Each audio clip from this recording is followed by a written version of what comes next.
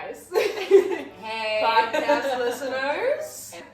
So she's going to interview me today. This has been the biggest year of changes for the podcast. I used to be very black and white with success. She asked me about the podcast, and I was like, please don't ask me about the podcast. Yeah, But you wouldn't talk about it. did not enjoy it at that point. So instead of just like doing the tunnel vision like I used to do and being like, okay, this is what makes me feel like me, I can only do that. It's instead like, well, how do I just feel like that all the time in everything that I do?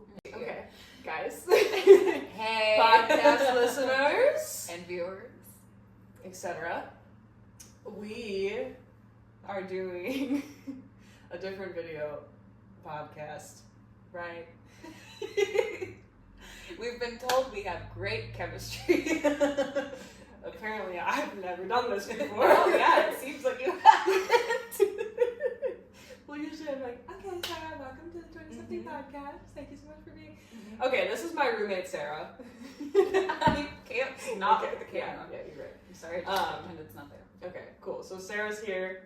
And we're wearing the same outfit. We're wearing the same outfit. And we weren't even wearing the same outfit, but Grace wouldn't change, so Yeah. we could be wearing the same outfit. Well, I was almost going to wear the same outfit, which happens a lot. Yes. Because typically, we're wearing black and denim.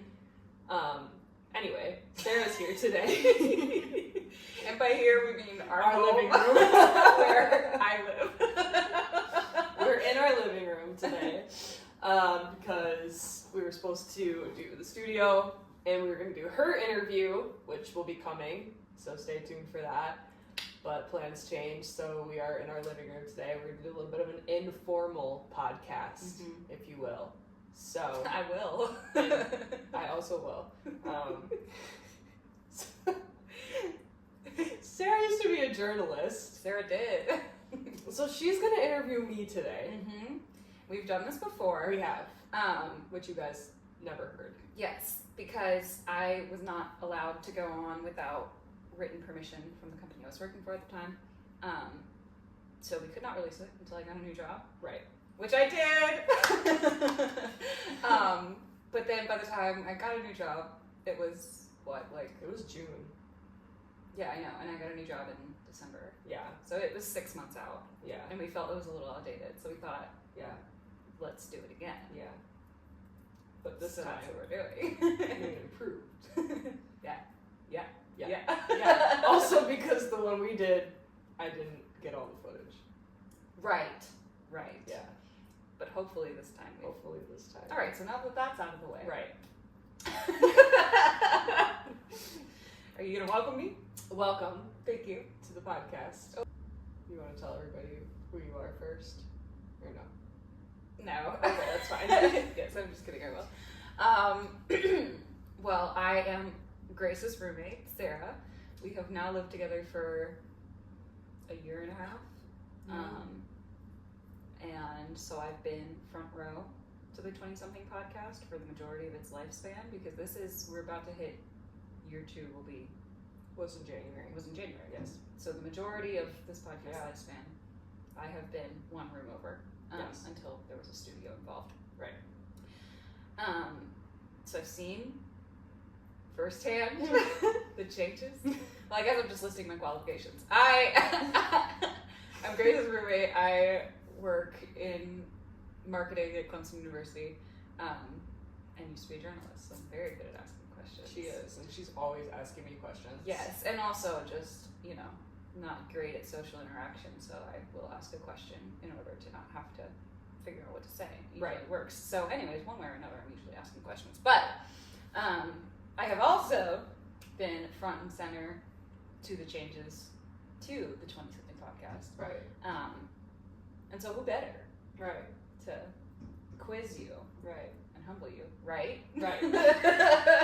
Okay. Well, we called this like a time capsule episode Yes. the last time we recorded it. Yes, we did. Which we should really listen to again, actually. Just We should. I have the audio, just the video was trash. Yeah, we So. should listen to it again. But I think what we should start with is recapping.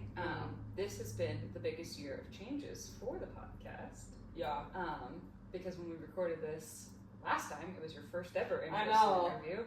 and you had never been in the studio, No. and you were using all your own equipment and everything, and we thought that was like the coolest thing in the entire world, and obviously now it looks very different. So I feel that we should start by recapping the changes that have occurred over the past year. Yeah. So we went to Alabama, and it was basically just like a space in that co-working building, and we had to set everything. It was essentially just renting out a room, but we did think it was cool because that was my first like in person. And with my friend Josh. Yes, shout out to Josh. He was awesome. But after that, I didn't do another in person until end of September, October. And I found a studio in Greenville at a co-working space. They had like a guy that did all the production. He does the video, the audio. He has all of his own equipment. I literally just have to show up. It's been a godsend because, as Sarah just witnessed, this whole setup is a shit show. But after that, it just kind of spiraled.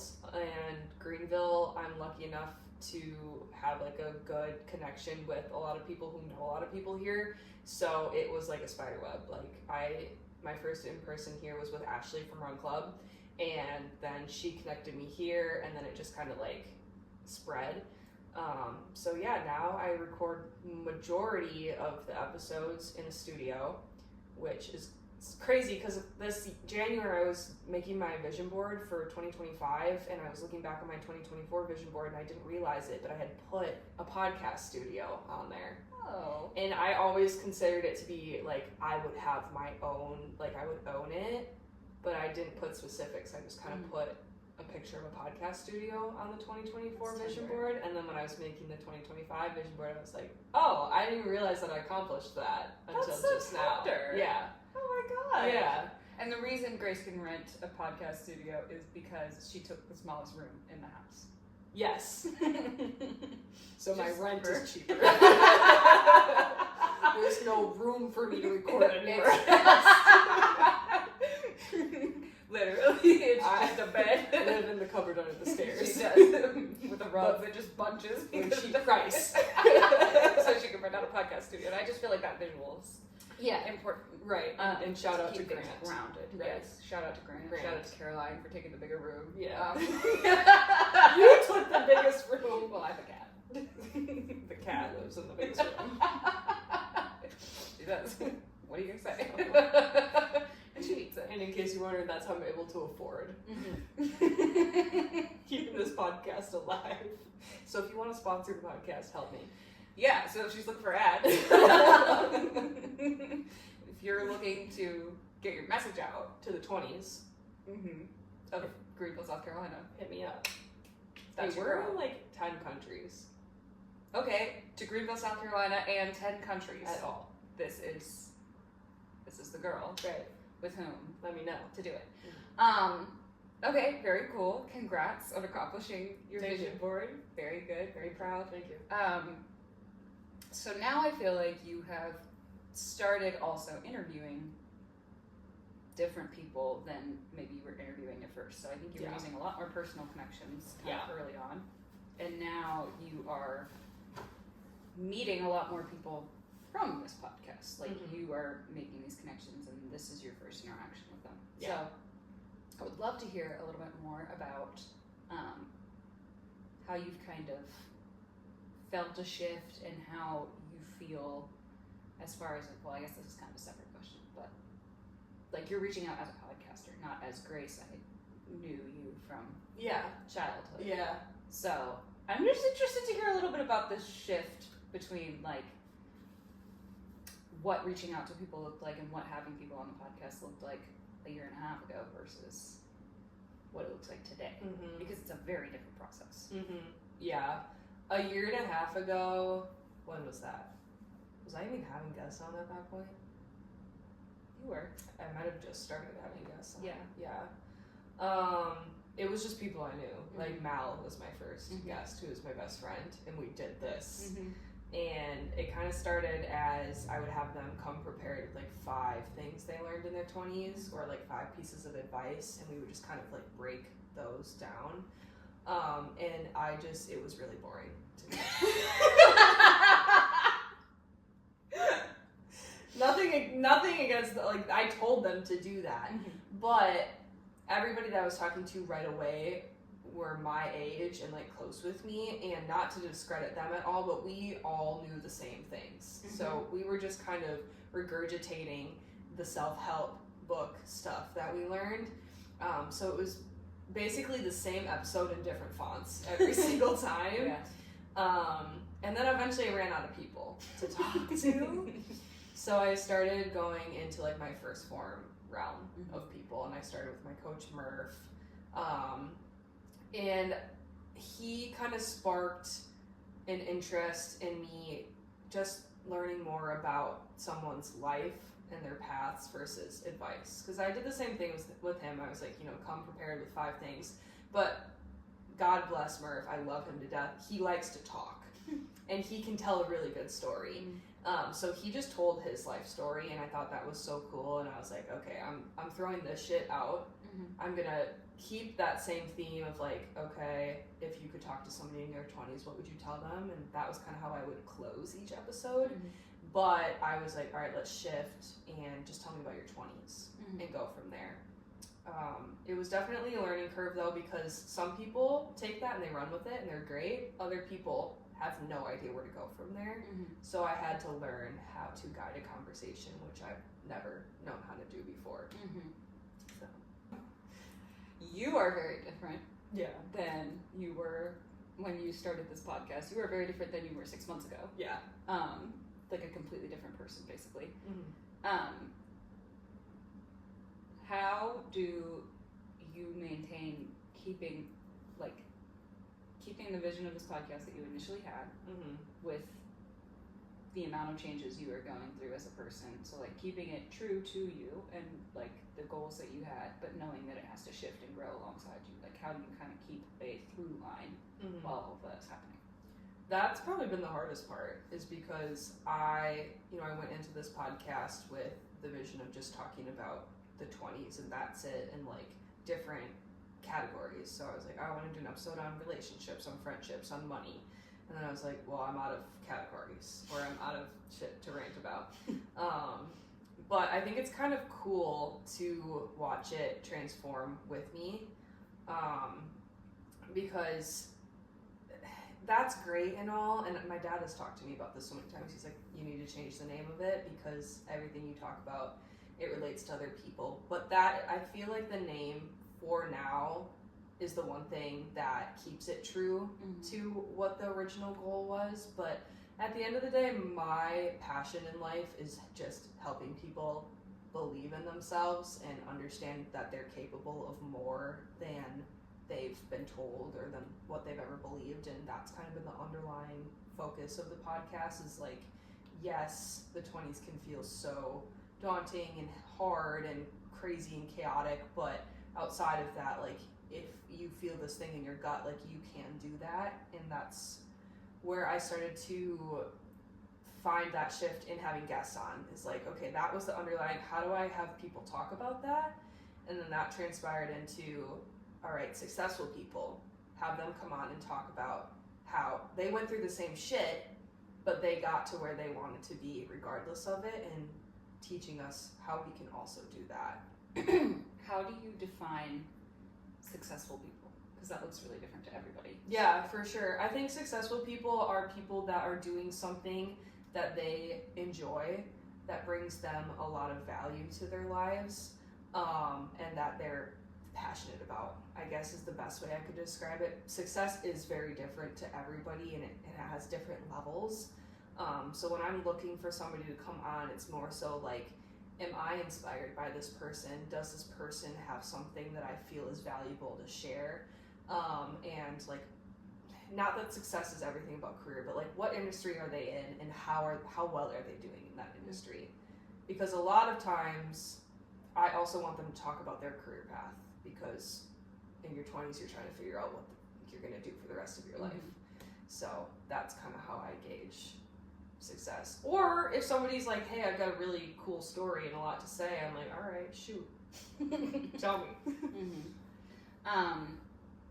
What would you say is your definition of success for this podcast? I think it changes all the time. I used to be very black and white with success, which I Really?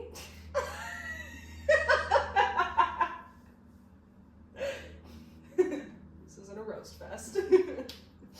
Yes, Right yes, I used to be very black and white with pretty much everything in my life. It was either I'm doing well or I'm not doing well. No in between. Yeah, so kettle calling the whatever, what?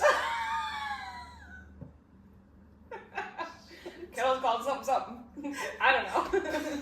The pot calling the kettle black, yeah. Anyway. For as badly as I speak, it's crazy that I have a podcast. You're right. No, and I wish you guys could hear her around the house. I can't understand anything she's saying half the time. I'm constantly messing things up in my sentences. They just come out. Yeah, it's just like word vomit. What did you say the other day that you heard that was so funny? You were like, I don't know. is there a window in here? In For context, we're looking at 5 windows. Yeah. And there was. What was the question? How do you define success? Oh, success with the podcast. And then you had said everything was black and Everything white. was black and white, yeah. It was either like, this podcast is gonna take off and make me a bunch of money, or I'm failing at it. But I'm also super stubborn, so the failure was not an option. And then I ended up getting caught in that limbo of, I'm not succeeding to my terms, but I will not fail, so I was just pissed off all the time. So I had to adjust. So I started setting like those little goals along the way. So I feel like right now the success with the podcast is just the amount of growth that it's had over the years and the opportunity that comes with that growth. So I feel like with every episode a different opportunity comes, and to me that's success. I know that eventually this podcast is going to pick up. I know that I'm going to get more sponsors along the way. I know that it's going to make me money someday. So I've just kind of like put that aside and like, yeah, I know that's going to happen. It's going to happen when it happens. So right now I'm just going to focus on how I can continue moving in that direction. So every guest I have is a new opportunity to meet a different guest, to reach a different audience, to learn something new, and then to apply that to the next episode. Oh my god, I'm so proud of you. Thank you. It's so much healthier than the last time I asked you this question. Yeah. That's What did I crazy. say last time? I don't know, but I it don't was know either. something along the lines of like, Money. yeah, Yeah. which I think is a much healthier. Right. And like at that point I didn't have a job. And that's so fair. You were struggling for sure. Yeah. It was a tough year. Right. So that's valid. Yeah. Or you're not gonna expand on. Oh. It seemed like there was somewhere you were going. And then No, you I didn't. just at that point I just didn't. I just wasn't making any Right. money. I think there's something to be said too for also like, which kind of goes back to what I asked earlier about measuring success. Like, I don't think inherently a podcast being financially successful means that it is Right. like a successful podcast. And I think that like because you are passionate about helping people, if somebody hears something and it's like it feels like someone's coming alongside them, or it gives them hope to continue, or helps them figure out what their next step is, whatever that may be. Like, Right. I feel like that is a success that you see less, but would also Yeah. be a very valuable measure of Right. success, quote unquote. Yeah, and I like that's why I kind of put it aside and I started thinking about other goals with this podcast. Like I think it would be really cool to like speak at events at some point in my life. Now I'm gonna have to work on my speaking, but I just feel like that would be a really cool milestone for the podcast, is to maybe do like a live podcast sometime, or like be invited to speak about it to like a young audience versus just I want to be monetized and picked up by an agency or a platform, which would be really cool, but there are bigger things to it than money. That is so. Oh my god! We should insert your previous answer. I feel like Yeah, because that is a very different outlook and also I feel like I'm much healthier, and I feel like your goals are actually more expansive in a different way. Yes. Like they're not I don't want to say they're not as big. They're just they're very different. Yes. Than I feel like they used to be, where this podcast can function as something different than maybe initially what you thought it was going to be. Yeah, because I've taken the pressure off of it too, as you know. Yes. There was a lot of pressure for a while. So for a while, Grace hated it so much that I had a reminder that went off at 6 p.m. on Fridays to ask her what she was most excited about the next week's podcast, and that lasted for like 3 weeks before hated she when got she used to so ask me mad. that question. I was trying so hard to be helpful, and she hated it so much. She would get so angry, and so finally I just was like, all right, so I never did mind. not want to, even like this summer, I remember when I was home for 4th of July, my mom and I were on a walk, and she asked me about the podcast, and I was like, please don't ask me about the podcast. Yeah, you wouldn't talk about it. Did not enjoy it at that point, but I am so stubborn. I was like, ain't no way I'm quitting. Well, I do feel like this summer was also kind of the turning point for it as well. Because this summer is when we went to Alabama, and I feel like that kickstarted a lot. It did, yes. That really sparked like my enthusiasm about it, which is one of my favorite memories. Yeah, that was a fun trip. Even just the figuring it out, like I hadn't thought about it, but for whatever reason I was like, oh my god, she should interview Josh. I came out of my room, like jumping up and down. And was like, you have to interview this person. And what did he respond in like 5 minutes? Yeah, like it was like immediate. And we were like, we're going to Alabama.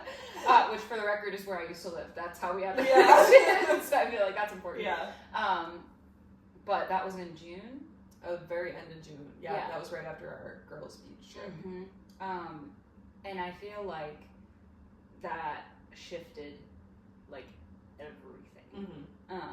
Which makes it sound like I'm taking credit, and I'm not. But I do feel like I watched you kind of get passion back for it.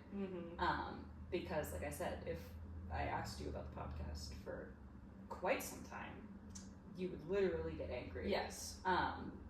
Whereas, like, from there, like, on the drive home, we were talking about ideas and people and connections and how you could transfer this space that you had been in to Greenville. And, like, it's so interesting, actually, now that I'm really thinking back on it, how, like, getting out of the zone of what you had been doing completely changed the trajectory of what you wanted this podcast to be. And I think made it a lot better. Because I think, like you said, the in-person interviews are so different from... So different. Which the Zoom interviews can be great, too. But, like, just the dynamic of the podcast has changed so much. And I feel like that was very much tied to doing something that you hadn't done after a time of being kind of bummed out. I think that sparked the change in my goals too, because then I was like, oh, I want to do all of my episodes in person. So now a huge goal, which I forgot to mention, is to be able to do every single episode in person, which means travel. So like that's kind of, and then you know that plays a like I need this to be bringing me in enough money to cover travel expenses and stuff. But that's the goal, is like I want to be able to go to people, because I've had some really cool people on the pod that don't live anywhere near here. And those are great interviews, but it's just 10 times better when you can be in a room and going off of somebody's energy. That's very true. Like this energy. You just made it weird. Would you say that this is a good energy? Not anymore.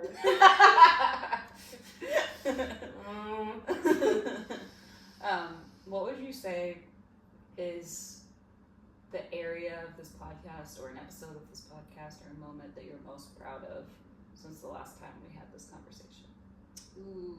Since the last time we had this conversation? Honestly, so it was the craziest thing, and I talked about this a little bit in my Turning 25 episode, but this podcast really took off right smack in the middle of me losing 2 grandparents. And 6 months ago, Grace would have quit. Like, she would have pushed it all aside to kind of wallow and feel bad for herself and be like, of course, when things are finally getting good, shit happens, and like she would have used that as an excuse to be the victim, and instead I just kind of kept my head down and was like, you know, these things are happening for sure, but first of all, Carol, my grandma, would have been pissed if I quit. But I kind of just used their lives as that inspiration to not stop living mine and to not push my goals aside to mourn them, because they would not have wanted me to do that. And I had a lot of reasons in that space to do that. We had the hurricane during that time too. So we didn't have power, and I recorded an episode while we didn't have power over Zoom. So I feel like that's probably my more prouder moments with the podcast, is like not letting outside circumstances take over, because I felt the trajectory going up and I didn't want that to stop. That's a very good answer. Thank you. What do you think was a moment that was particularly challenging about this podcast in the past 6 months? In the past 6 months, not pushing so hard for quantity. I like to put an episode out every Monday. I have not put an episode out in a week and a half right now. And that's where in the past I would start to hate it, because I was so focused on, you have to get an episode out every Monday. You promised yourself that. I wasn't enjoying it, and it was too time consuming and it drained me. So I feel like now I've got a good grasp on that, but it's also the hard part is not letting myself go back into that mindset of like, oh, you don't care enough about the podcast, you're being lazy, you're not doing enough work, this is never going to work out if you can't be disciplined enough to pump out episodes. But in reality, like, a lot of this podcast revolves around other people now as well, so if something happens, I have a hard time giving myself grace. So I've really been working on that. There was a snowstorm during one of the episodes you were going to travel to. Yes. Which was a really unavoidable situation. Right. How would you say this is a question I asked you last time, because my favorite episode to this day is one where you got very vulnerable and just yapped for a long time and were honest about what you were going through. I have always loved the episodes where you are more vulnerable and more honest, because as you know, and these people don't know, I do not relate to like necessarily motivational self-help content. No. That's not my business. I could care less. Yeah. It does not resonate with me. Like, it feels very much like a facade to me personally, and so it's not been something that I ever resonate with. So I always really like it when you are more vulnerable about the things that you're going through. Also, now you have to balance that with, you know, trying to create a brand for yourself and trying to interview other people. Like, you don't want to step in and be like, here's what happened to me. Yeah. Like, while they're in the middle of talking. So you have to find like a balance, but how do you maintain vulnerability while like kind of pushing something out to the public and like advocating for it to get larger? Because basically that's you saying like, here are the things that are raw and like hurting me, and let me also hashtag this so I can try to get more people to see it. So like, how do you balance that? Balance being vulnerable? Balance being vulnerable and also pushing for growth.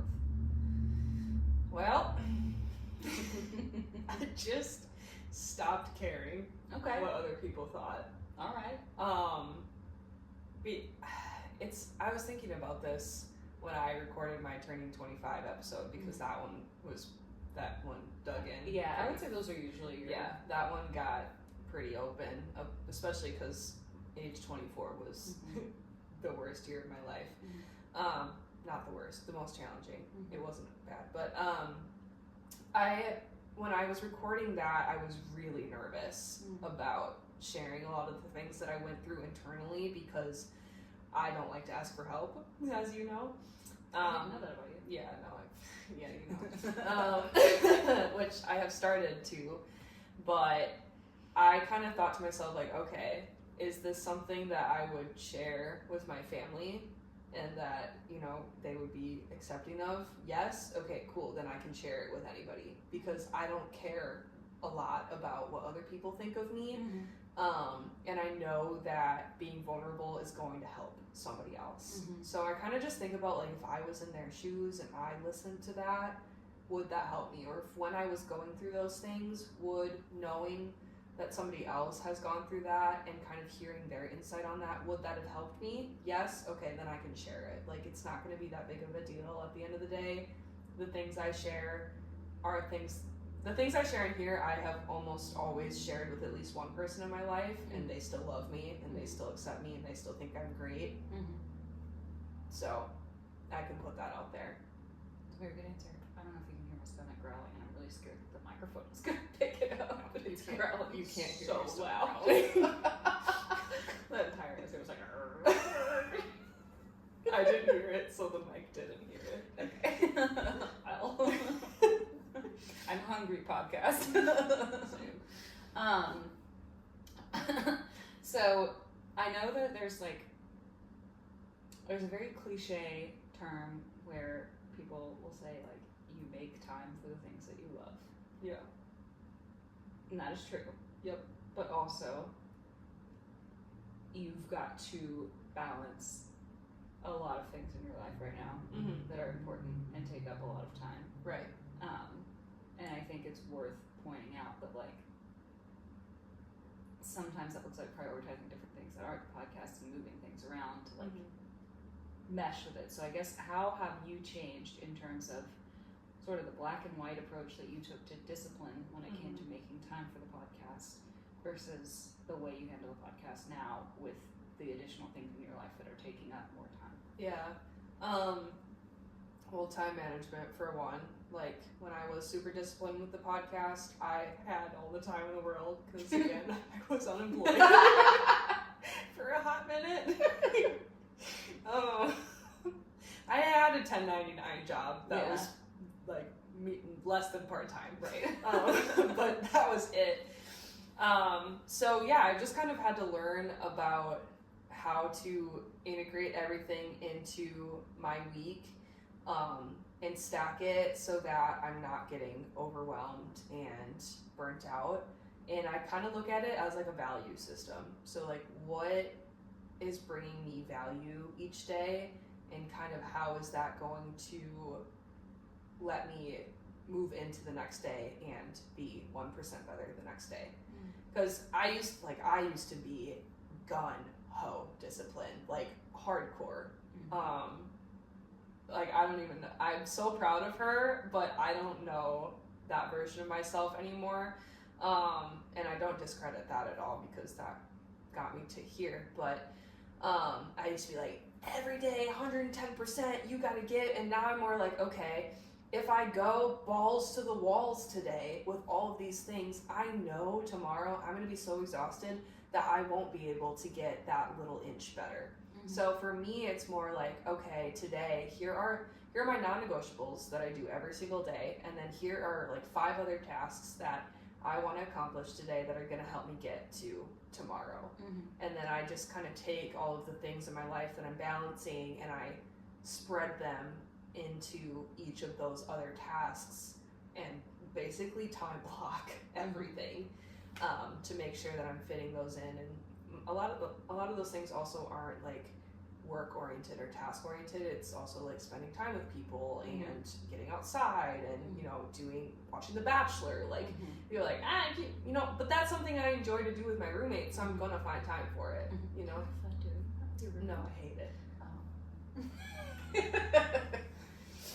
I just wanted it recorded. Yeah, no. Sarah just wanted the validation on camera. Yeah, so I can go back and listen to it again. You know what's interesting is, while you were talking, I could not stop thinking about this, but I feel like the theme, unintentionally, I feel like you've had like the same answers for pretty much every question in both of these that we've done. And like, the first time, it was all about discipline. Yeah. And it was very harsh, for lack of a better term. Whereas now I feel like every answer you've said has come back to balance, and it's a very interesting juxtaposition of the two people that you were, or the person that you are now and the person that you were, which is a very interesting observation to make. So I guess how would you describe, like, do you feel like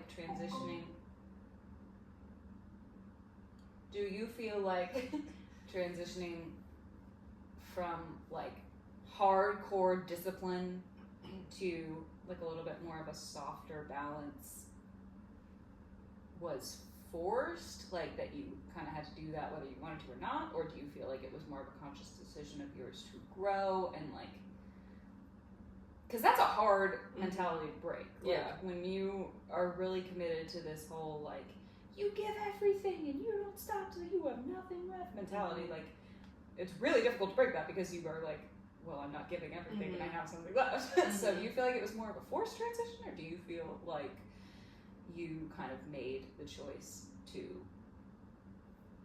integrate more balance into the way you went about this podcast? I think a little bit of both, because I lost a lot of that discipline unknowingly when I moved to Greenville, and like that in between time. So like right after, I mean, I've talked about an episode, but my long-term relationship ended. I lost my job, and in between that, so like March of 2022 to September of 2023, I'm sorry, what? March to September of 2023, I just kind of was like in limbo and that was what your favorite episode was about. I had no idea who I was anymore. It's called I Am. It's called I Am. Go ahead and listen to it. I basically trauma dumped for and I loved it. But I lost a lot of that discipline during that time without knowing it, because every constant that I had in my life was gone. And so moving here, there was just so much happening with being in a new state and new city and all this newness. I didn't really realize it until January 2024. And then when I realized it, I was like, oh, fuck.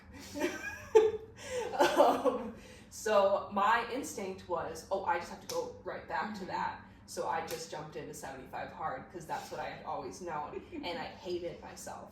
And I hated my life. And I hated every part of it, even though I finished the whole Live Art program. Yes, you did. I can't not do something I say I'm going to do. I said I was going to do it, so I had to, which I was mad at myself for saying I was going to do. I'm glad I did it, but anyway, it was, I think, so I finished in April or something like that, and then I finished phase 1 in June, and that's when I kind of realized, like, this isn't working. You know, me trying to be that old disciplined version of myself and being super hardcore and sticking to all this stuff, it's not working. Like, I can do it, but I hate myself. Like, I'm not happy, I don't feel fulfilled, I feel like I'm just being so hard on myself for no reason. So that's when it kind of became a conscious decision. So I was kind of forced to realize, like, discipline looks different at this age. Ooh, that's good. Yeah. Thanks. Very good. Trademark that. But discipline looks different for me now than it did when I was 22 in college, working the same job in the same, my life was constant then, and my life was not constant it still is not constant. And so that's going to look different. So I kind of had to realize, like, hey, I'm 24 years old. I'll never be 24 years old again doing this. So why am I wasting so much time hating the life that I'm living and not enjoying the person that I am, because I'm trying to build something that I don't even know what I'm building. Like, I was being so disciplined, but for what? You really wanted to get back to who you were. I wanted to be my 22-year-old self. Yeah, and that was a big theme. I had to be so honest with myself and be like, you're not, though. And that's okay. And now I'm 25 and I've never been happier. So it was like that conscious decision of like, okay, Grace, get a grip and move on. Yeah. What do you think is different about yourself at 25 than who you were at 22? Yeah. What do you like about you at 25 versus you at 22? And what do you miss about you at 22 versus you at 25? Honestly, I think the only thing I miss about myself at 22 was just how, I don't even know. I don't know if I miss anything about being 22 anymore. Like, I loved that version of myself. That was a really great version of myself. But mostly because I had very clear-cut goals for my life, and I was very committed to working towards those. So I was very, very hardworking, and I still am now. And I think that in between of when I wanted to be my 22-year-old self, I didn't have any goals. And now I do have goals. They're very different, but I still have that passion and that work ethic to my core. So I think I am her, just transferred into softer version of that, which I love, because she was so cut and dry, black and white, like type A to the max. I'm still type A, but like nothing could go off of the planner. Every single task had to be checked off every day. She was exhausted, and it made me a little rough around the edges sometimes in friendships, in relationships, and you know, that's not who I want to be anymore. I try to be a little bit more understanding, a little bit more go with the flow. I'm so proud of you. Thank you. Look at you. A little more, I very much so live in the moment now, whereas then I was so head down, like graduate college, build this business that I'm trying to build, marry this boy that I'm with, you know, like this, and this. Whereas now I'm like, yeah, those things are going to be great when they come, and I know they're coming. And until they come, I'm going to keep working on them, but I'm going to enjoy every single day that I do it. What is something that you're glad you've gained since you were 22? Perspective, character trait? That's a good question. Thicker eyebrows. Hey. 20 pounds.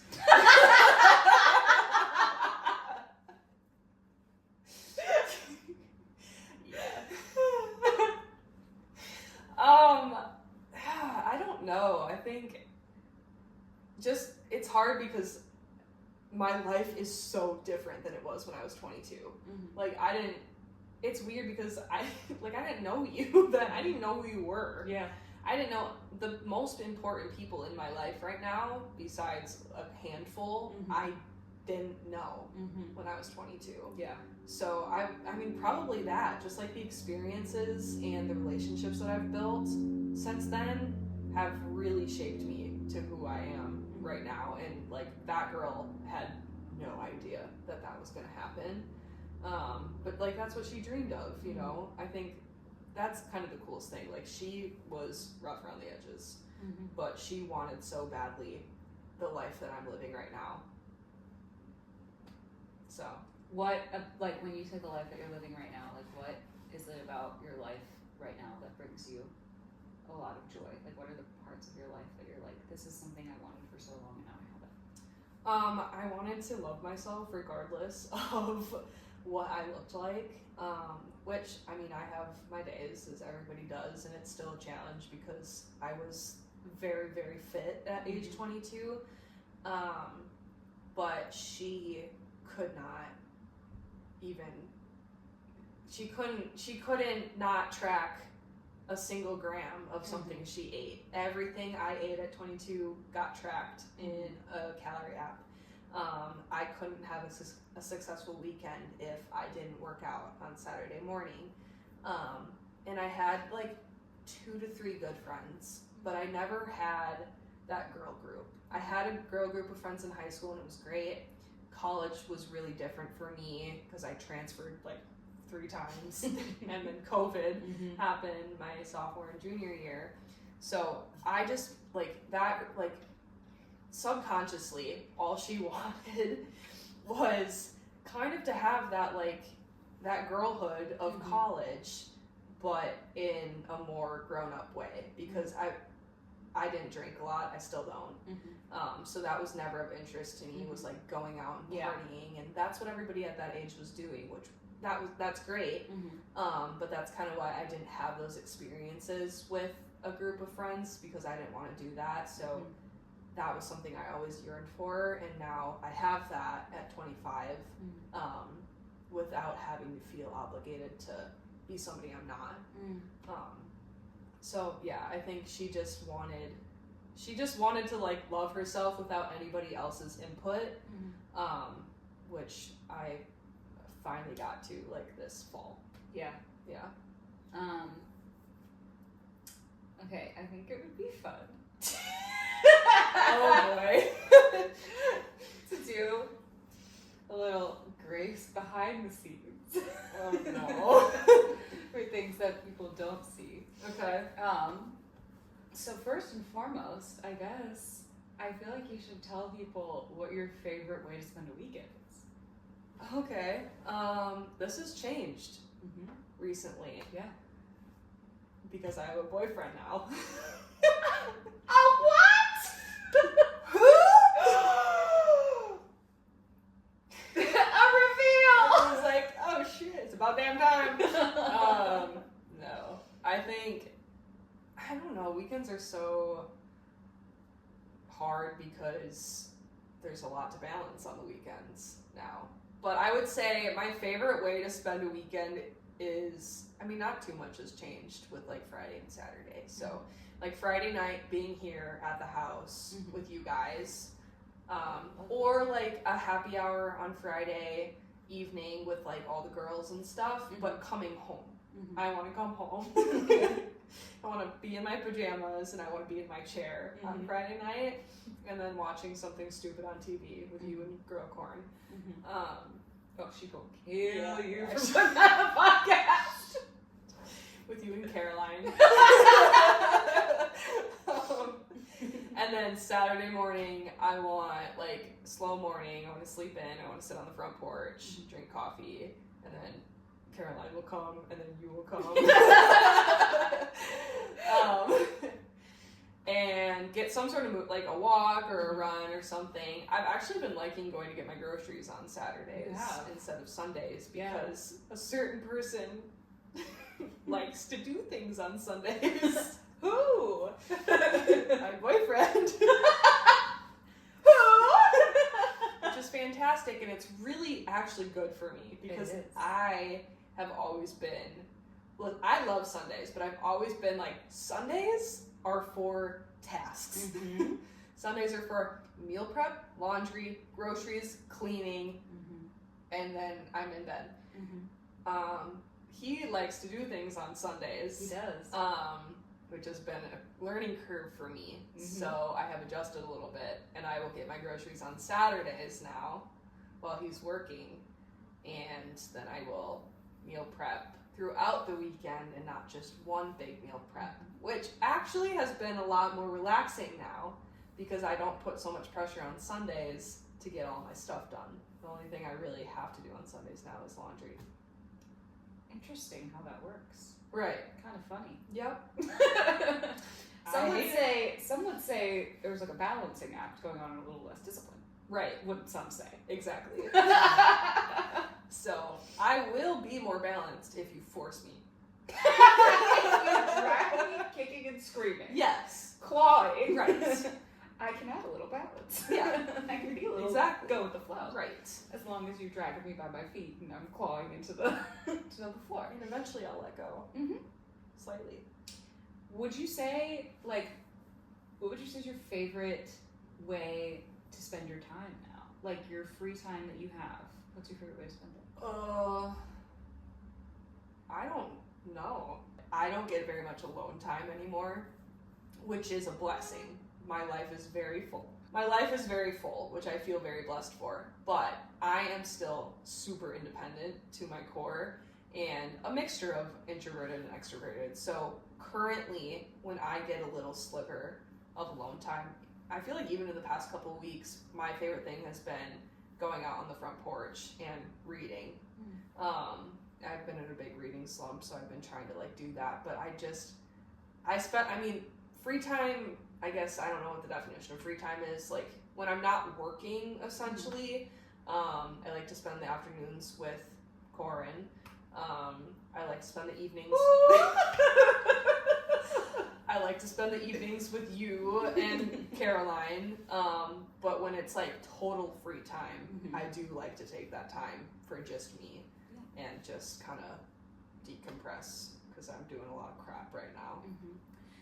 I feel like what you have read has changed. The type of things you read now versus the type of things you used to read. I feel like you should touch on that. Okay, How's that changed? It's the same thing I've been saying this whole time. I don't only read personal development books anymore. I still do read personal development books. Just stack a forum over there. Yeah. But two of those are ours. Two of those books that I read, one is a daily devotional, and then the other one is also centered around God and religion.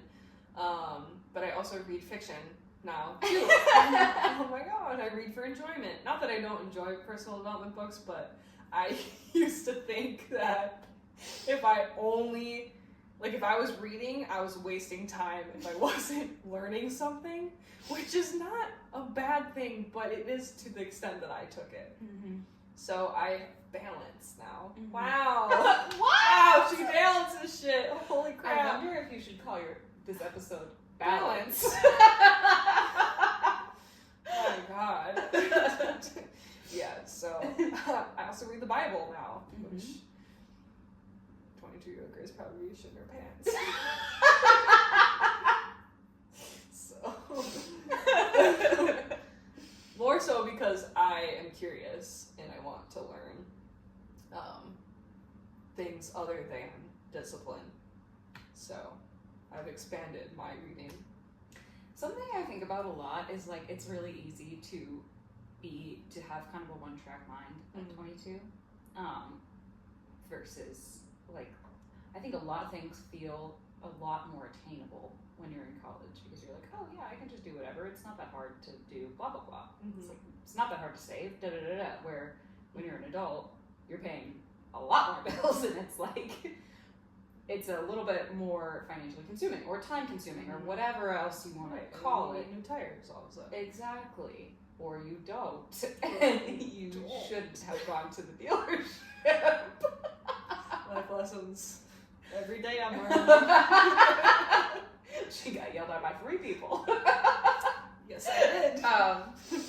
But I feel like the version of you at 22 that you talked about getting back to for a long time, and like this was like a thing. Like this wasn't just like in her head. Like this was a frequent discussion point. Yes. About how badly she wanted to be like who she was at 22.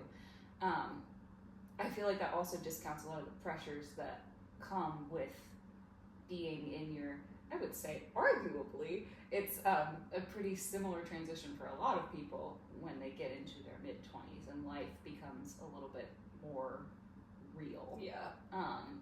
And I think with real life, it almost kind of forces you to have a little bit more grace and empathy for others and things that maybe kind of having a black and white worldview and ultra discipline don't allow you to have because you just don't have those life experiences. Yeah.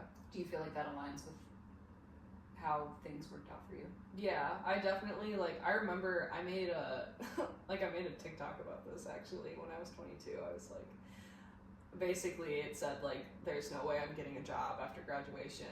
I'm not working for somebody else. I'm gonna run my own business, and which I very well could have done. But then you graduate and you quit your college job and then you realize that money matters. Yes. Now, should money control all in every aspect of your life? No, but you need it. Yes. And so I very quickly learned that I was going to need a job. Because I also was very stubborn in the fact that I worked for Starbucks when I was 22, and the day I finished my classes, I quit that day. I despised that. And I was like, no, I am quitting and I'm never working for somebody again. And then I was like, okay, I do have to pay rent and all that jazz. But even still, between like 22 and 23, I was actually thinking about this the other day because I was like, where's all my money going all the time? But like you said, more responsibilities come on financially as you get older. So at that point, like I was driving a 2010 Chrysler Sebring. That baby was paid off, and I didn't go anywhere except to and from my work, and sometimes to my parents' house, which was a straight shot down the interstate. Yeah. So I was not paying car insurance. I was not paying a car bill. I was barely paying anything in gas. Whereas now, like I had the privilege to buy a car, and I pay monthly for that, and my own insurance. Once you get off your parents' insurance, best of luck to you because it goes up substantially. So yeah, I think I realized that very quickly at 22, but then as I got older, I was like, okay, so yes, it's awesome to have entrepreneurship goals, but you need to be making money while you're working towards that, and that's okay. And I think that gets missed a lot of the time. Yes. I feel like, again, this is where my issues with motivational stuff kind of come into play, is it's really easy to go really gung-ho on like this like chase your dreams thing and not account for the fact that there are other real life factors that come into chasing your dreams, and like you can't just give up everything one day. No. And it's not realistic to advise people to do that. No. Like you can absolutely chase your passions, and you can also pay your water bill. Right. Yes. Can happen at the same time. Right. And I think that was like kind of something my dad say it like that. Something my dad told me when I was like in the podcast slump, or when I first moved here. He was like, you need to get a bridge job. But it's very easy, especially with social media now, to be like, oh, well, all these people are just like quitting their jobs and being content creators. Okay, chase your dreams, but don't be an idiot. Like, it's gonna be hard for a while. Like if you have big goals in your life that have to do with switching your career path to something more involved, you're gonna have to do that outside of work hours. You're gonna have to do that on weekends, and that's where it kind of comes into play of like, if you want it bad enough, you'll do it. Now, does that need to take every second of your life? No. But if you like say you want to be a content creator, do not quit your 9-to-5 job right now to be a content creator if you have nothing going on in that realm. Okay, work your 9-to-5 job, do your content creation outside of that, let it build, let it grow, work really hard towards it, and then when it is making you enough money to replace your 9-to-5, then you can quit your job. Do you think there is a part of you that has learned how to be okay with goals changing without it feeling like you're giving up or you didn't meet them?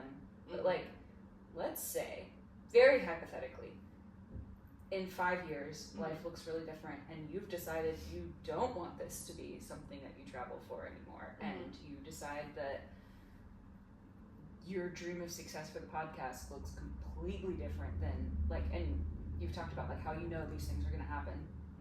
I guess where's the line between believing in yourself and also being like, I want to give myself room for these goals to change if I change too, because you have changed so much. Yeah. I think it's with any goal where you have to really understand your why behind it.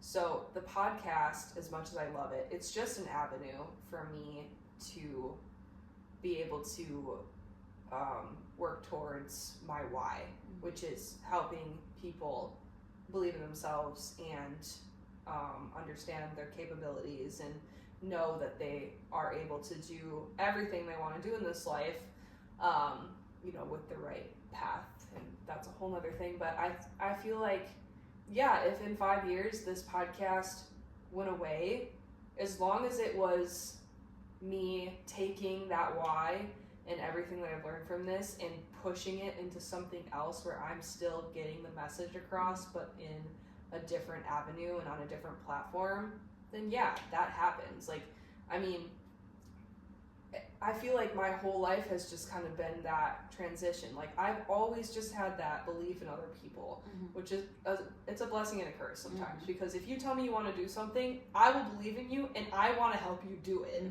regardless of if you're going to help me help you. But, like, I think that's why I became a personal trainer. And now I'm kind of getting to the point where I'm like, is that the avenue that I want to keep this passion in, or do I want to start to expand how I push that passion out? So kind of going from just plain personal training to more like health coaching to more in-person stuff, but then also I used to do like YouTube, and then transforming YouTube into the podcast. Bring back the vlog. So if you scroll down far enough on this video footage, you'll find the vlogs. I love the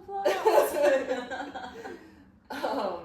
But yeah, I mean, I think as long as it still has that passion and that why behind it, if it changes, because you're supposed to change as you grow. And who knows, in 5 years, podcasts might not be relevant. They might not be a thing. It might be different. You never know. Yeah, so that's very true. I think actually that's probably the biggest thing that's changed is I feel like your goals kind of now go like this, where I feel like you used to assign goals to specific things.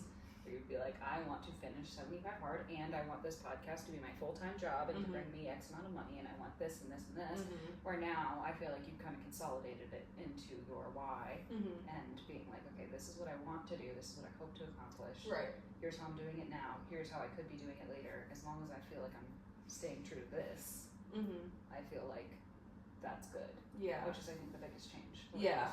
I think, too, because everybody always says, like, figure out what you love, figure out what makes you feel the most like you, and then do that for work. And so I was always like, oh, shit, I don't know. But then I realized in the past, like, 5 months, honestly, I realized what that why was. And instead of putting so much pressure on myself to figure out what the hell to do with that as a form of income, I just switched my mindset in all the things I was already doing to be centered around that. So instead of being like, okay, well, I like to help people understand that they're capable and I believe in them, how do I do that when I'm telling them to leg press 3x8? You know? Yeah. I was like, well, I need to quit being a personal trainer. Like, no. Instead, it's like, okay, what kind of conversations can I cultivate with my clients? Or what can I do for the people that I work with that will help them grow? Or what avenues can I be an asset to other people in? And then I kind of took on more of a creative role at work. And now I'm going down that avenue with people outside of work and how I can kind of help them reach their fullest potential and how they can also help me in that realm. And so instead of just like doing the tunnel vision like I used to do and being like, okay, this is what makes me feel like me, I can only do that, it's instead like, well, how do I just feel like that all the time in everything that I do? And that's me. You know, that's how I perceive things. It doesn't have to do with anybody else but myself. Do you think that there's been any kind of departure in the need to, I guess, pursue a career that like makes you feel like you versus you just learning how to feel like you, generally speaking? Yes. Yeah. I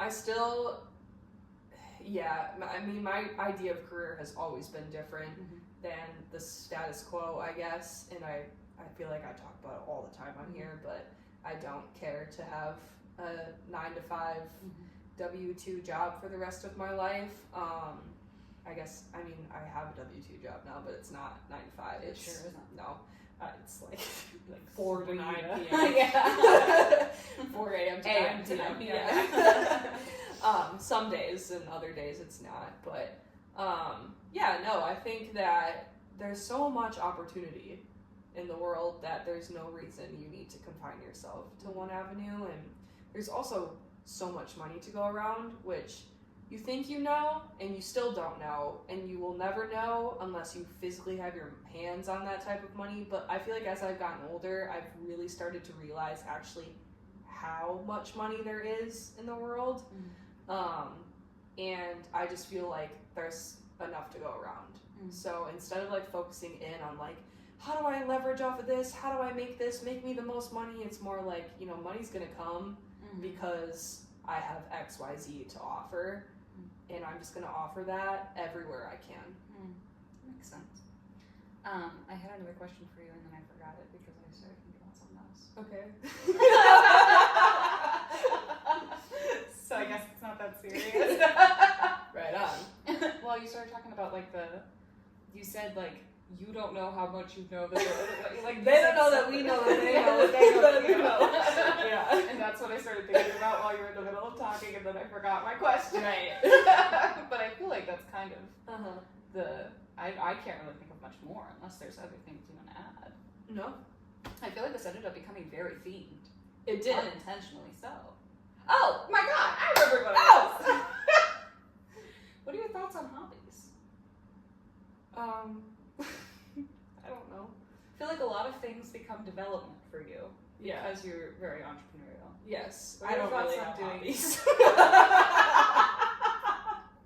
I ain't got a hobby. Do you do anything for fun? No.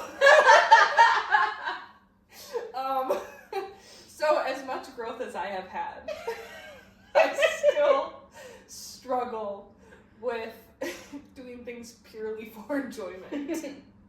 My mind is very black and white still in the realm of how is this helping me grow, and how is this helping me become a better version of myself, you know, whether that's learning or developing personally or whatever. So it is very hard for me to have a hobby that is just simply because I enjoy doing it. I would say I like to go for walks. You do? And that's probably the only hobby. I mean, I read fictional books sometimes. And that's probably it. Yeah. So this time next year, we'll have hobbies. She gonna have a hobby. I mean, I like to do things. It's just I don't make a lot of time for things that are just pure fun, unless it's like traveling, like a trip. Which I guess traveling could be a hobby, but I don't do it often. It's hard. It's expensive. It's tough. Yeah. It gets pricey. And there are other things to do. So true. Okay, well, I guess to finish it up, Right. for anyone listening to this who's in their 20s and feels like they're kind of having a 180 as a person, Oh boy. what advice would you give them?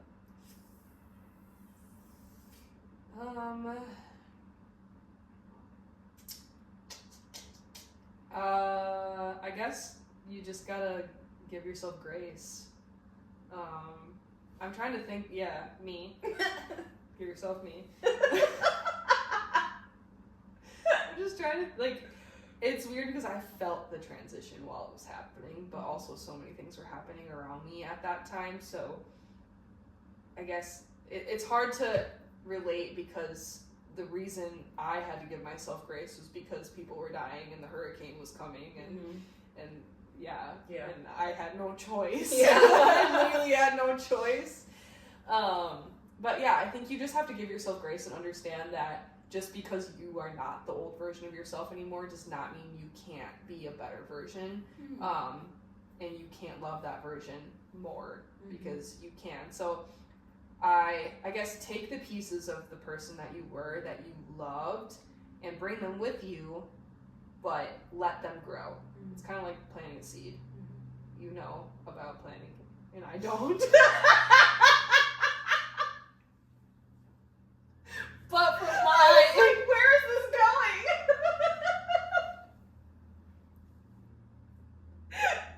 This girl has no plants. Not one plant in this house. I can't have a plant, but from what She had a bulb when we moved here, and she doesn't anymore. That was it. I love that palm. We have this one right here. Clearly not enough. Right. So, from my understanding from plants, you can take the flowers sometimes and plant them, and they will bloom into another one, right? Are you talking about propagation? Yes. Okay. Propagation. Less so with flowers, but yes. Propagate yourself. Done.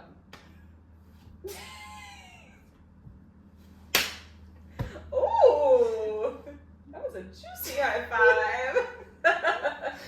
Okay, guys, well, I think that's a wrap. I'm exhausted. Yeah, I feel like we really got meaty at the end. Yeah, and I talked a lot. Yeah, you did. And I don't usually. Well, On the on pod. the top. Outside I of should have pod. offered more of behind the scenes look, but I got distracted because you said something that resonated with me, and I was gonna. Oh yeah. Yeah, all these that's things right. about, We were like- doing. Yeah, like what right. people don't see about Grace, because they only see a very buttoned up version. Right.